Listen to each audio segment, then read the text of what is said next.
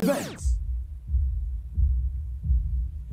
Matindi ang pinsalang dulot ng mga pananakop na ginawa ng Germany noong ikalawang digmaang pandaigdig, lalo na dyan po sa Europa. Noong September 3, 1939, nagdeklara ng giyera ang France laban sa Alemanya matapos itong sakupin ng Poland.